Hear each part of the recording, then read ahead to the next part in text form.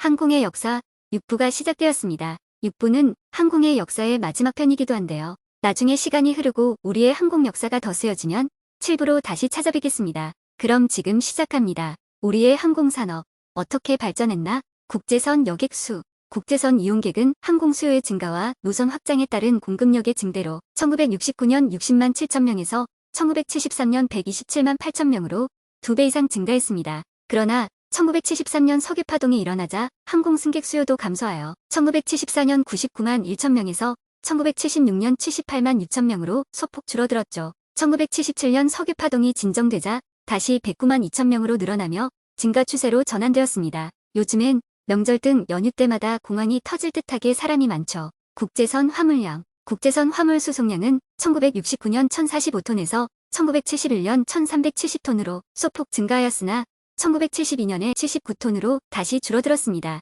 이후 보잉 747의 도입과 그에 따른 노선의 확장으로 공급력이 증대되어 석유 파동에도 불구하고 1973년 1196톤, 1974년 2155톤 등으로 성장하여 1978년에는 4277톤에 이르게 되었죠. 88 서울올림픽과 해외여행 자유화 1980년대 국제행사의 유치와 경제 성장에 따른 국민 생활 수준의 향상은 항공산업 성장에 큰 영향을 주었습니다. 86년 아시안게임과 88년 서울올림픽, 1987년 민주화운동의 영향으로 사회 전반에 경직된 분위기가 완화되면서 외국인들의 국내 방문이 급격히 늘어났습니다. 아울러 국내에서는 경제성장에 따른 해외여행 분위기가 고조되었죠. 이런 시대적 흐름과 국민의 요구에 호응해 정부는 1989년 해외여행 전면 자유화 정책을 실시하였고 이에 국내로 국한되었던 신혼여행, 수학여행, 친목여행 등이 해외여행 코스로 개발되면서 항공 여객 수송 요인은 대폭 늘어났습니다. 특히 해외여행 자유화 정책을 가장 반겼던 계층은 대학생과 같은 젊은 세대들로서 방학을 이용해 해외 연수와 배낭여행을 떠나는 사례가 급증했어요. 지금은 누구나 자유롭게 세계를 오갈 수 있지만 예전에는 북한처럼 그렇지 않았다는 사실 놀랍죠? 이러한 결과로 1989년 최초로 출국자 수가 100만 명을 넘어서게 되었습니다. 이 시기에 해외여행은 자유화되었지만 대립하고 있던 남북관계로 인해 출국 전 딱딱한 방공 교육은 반드시 받아야 했다고 합니다. 여권 신청자는 한국관광공사 산하기관에서 일정 시간 소양 교육을 받은 후에야 여권을 발급받을 수 있었고요. 이 정책들은 늘어나는 해외여행객의 수요에 밀려 1992년 폐지되었고 신원 조회 절차도 대폭 간소화되었습니다. 이후 국내 항공운송산업은 급격한 성장을 이루었죠. 항공산업의 성장과 제2민간항공사의 등장 1980년대 후반에 들어서면서 우리나라 항공산업은 두 가지 문제에 직면하게 되었습니다. 하나는 외국 항공사의 국내 시장 잠식이었으며 다른 하나는 증가하는 국내외 항공 여객 수요에 비해 안정적인 공급을 못하고 있다는 점이었죠.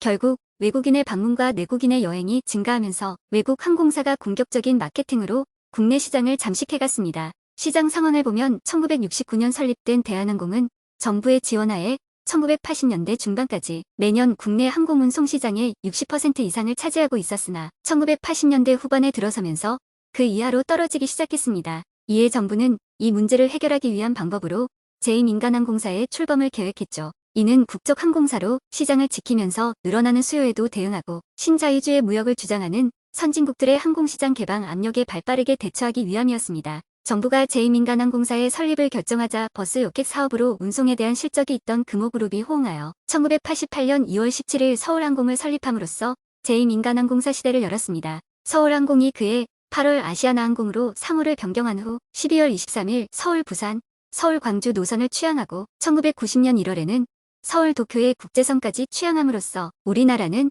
본격적인 복수항공 체제를 갖추게 되었습니다. 항공운송과 항공노선의 증가 1990년대 들어서면서 우리나라 항공수송 실적은 여객과 화물을 합친 종합순위에서 세계 10위권 내로 진입하기 시작하였고 2000년에는 여객 549억 2600만 킬로미터를 수송하여 세계 8위, 화물 76억 3천만 톤킬로미터를 수송하여 세계 3위를 차지하였죠. 대한민국, 세계가 주목하는 항공 강국이 되다. 1980년대 들어서면서 항공 수요가 폭발적으로 증가하게 되자 정부는 새로운 국제공항의 건설을 발빠르게 추진하였습니다. 영종도 신공항 건설 계획에 따라 1992년 11월부터 매립 공사가 시작되었고 장장 8년 5개월의 대역사 끝에 2001년 3월 29일 인천국제공항이 개항하였습니다. 인천국제공항은 세계공항 서비스 평가 에스크에서 12년 연속 2005, 2016 1위를 차지하였으며 2014년에 출입국 인원 4억 명을 돌파한 후 2018년 기준 여객 운송량 세계 5위, 화물 운송량 세계 3위에 오르는 등 세계 정상급 공항으로서의 위치를 확보하고 있습니다.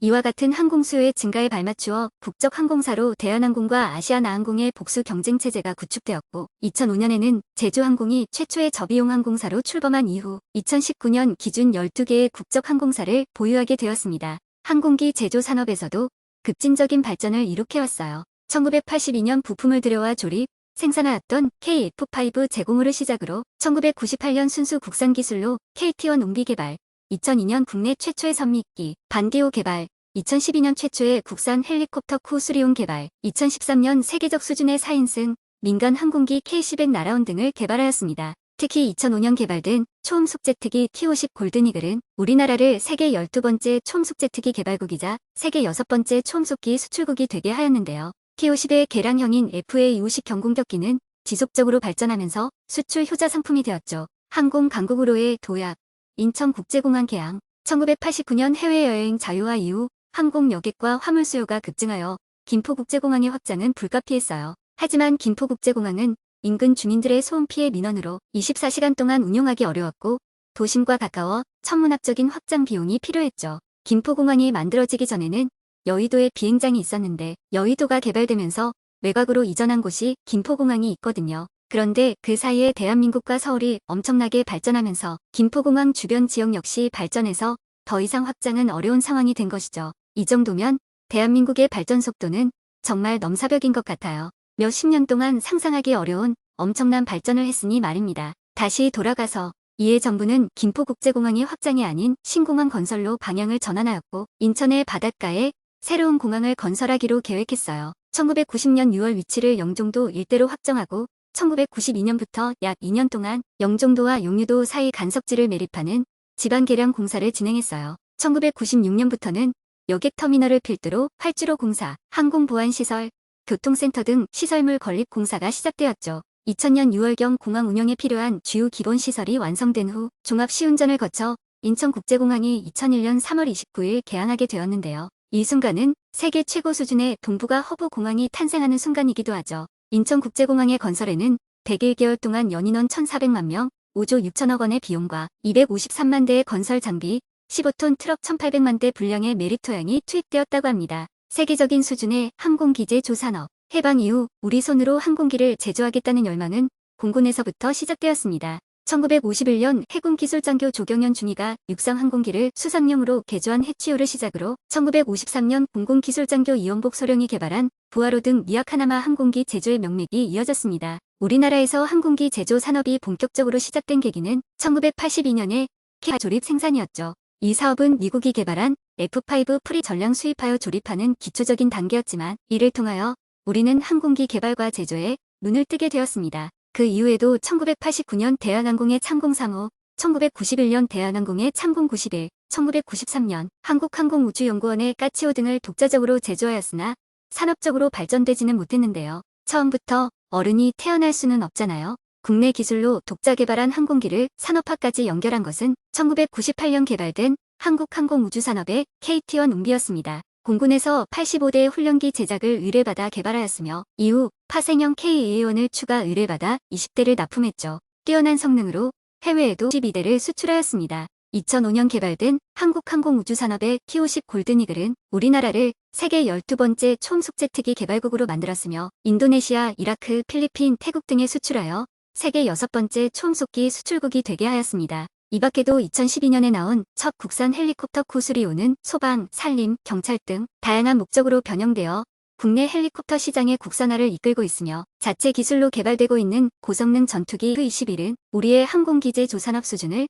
세계 정상으로 올려놓았습니다. KF-21은 대한민국에서 최초로 자체 생산한 5세대 전투기로 처음 만든 기체라고는 상상할 수 없을 정도로 엄청난 성능을 자랑하는데요. 현재에는 시험 비행 중이지만 멀지 않은 미래의 대한민국과 세계의 하늘을 지킬 최신의 전투기로 사랑받을 수 있을 듯합니다. 세계를 누비는 대한민국의 날개, 12개 국적 항공사, 1962년까지 운영된 대한국민항공사 KAAU, 국영 대한항공공사 칼과 민영 대한항공에 이르기까지 우리나라의 민간항공 사업은 항공 수요의 한계로 인해 어쩔 수 없이 독점적으로 운영되고 있었습니다. 1988년 아시아나항공이 출범하면서 복수 대형 항공사 FSC 풀서비스 캐리어가 되어 경쟁체제로 항공운송 산업을 이끌었죠. 2000년대 들어 2002년 월드컵과 이어진 한류의 열기로 한국을 찾는 외국인 관광객이 증가하였고 내국인에게도 해외여행이 더 이상 사치가 아닌 일상 문화로 자리 잡게 되면서 항공 여객 수요는 폭증하게 되었습니다. 이에 2005년 제주항공이 제3의 민간항공사이자 최초의 저비용 항공사 LCC 로우 코스트 캐리어로 출범함으로써 2007년 에어부산, 2008년 진에어, 2009년 이스타항공, 2010년 키웨이항공, 2013년 에어인천, 2016년 에어서울, 2019년 플라이강원, 에어로케이, 에어프레미아가 순차적으로 출범하며 우리나라는 FSC 2개사, LCC 10개사 등 총 12개의 국적항공사를 보유하게 되었습니다. 어때요? 우리 대한민국의 항공 역사. 짧은 역사에도 불구하고 이렇게 놀라운 속도로 발전했다는 사실이 놀랍지 않나요?